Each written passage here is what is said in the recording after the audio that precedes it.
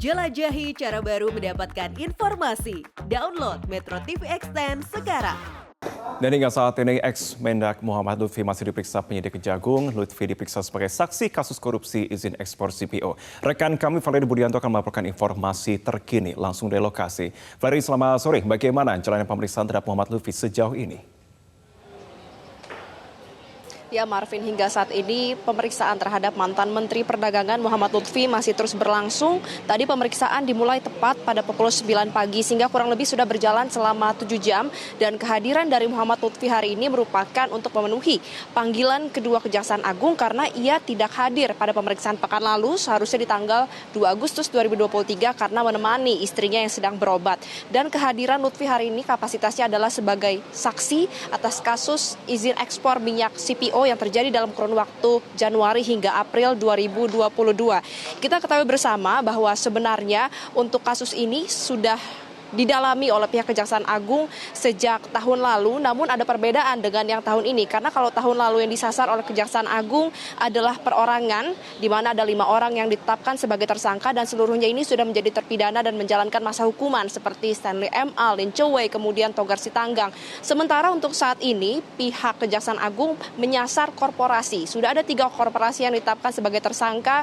Yang pertama adalah Wilmar Group, kemudian Musimas Group dan juga Permata Hijau Group. Dan untuk Lutfi sendiri juga sebenarnya sudah beberapa kali diperiksa dalam perkara ini, namun untuk 5 terpidana tahun lalu, sehingga ini merupakan kali pertamanya Lutfi memenuhi panggilan dari Kejaksaan Agung untuk memberikan kesaksiannya sesuai kapasitasnya karena kala itu ia masih menjabat sebagai Menteri Perdagangan Republik Indonesia. Terkait apa saja hal-hal yang akan digali atau substansi pertanyaan dari penyidik Kejaksaan Agung terhadap Lutfi adalah apakah benar ketiga korporasi ini melakukan upaya yang menimbulkan kerugian keuangan negara. Kemudian jika benar maka akan ditanya lebih lanjut apa upaya yang dilakukan. Kemudian juga akan dikonfirmasi apakah benar ketiga korporasi ini melakukannya dalam bentuk atau upaya sebagai korporasi atau sebagai perorangan. Dan terakhir adalah apa tujuan dari dilakukannya upaya mengembalikan kerugian keuangan negara ini terhadap korporasi tersebut. Lalu juga kita ketahui sebenarnya pada 2 pekan lalu Menko Perekonomian Airlangga Hartarto juga sudah menjalankan pemeriksaan serupa sama sebagai saksi untuk kasus ini. Ia diperiksa selama 12 jam dan dicecar 46 pertanyaan.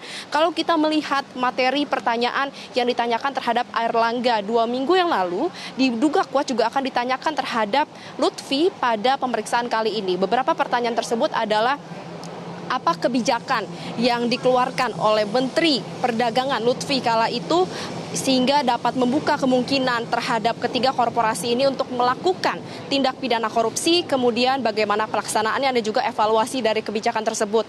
Tentu memang terkait rincian substansi pertanyaan harus sama-sama kita nantikan karena berdasarkan keterangan yang kami dapatkan dari Kapus Penkum Kejagung, nanti usai pemeriksaan akan dilakukan konferensi pers terkait apa saja substansi pertanyaan tersebut.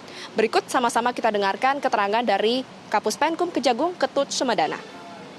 Beliau ini diperiksa ya, sudah beberapa kali diperiksa di perkara yang lain di 5 terpidana sebelumnya.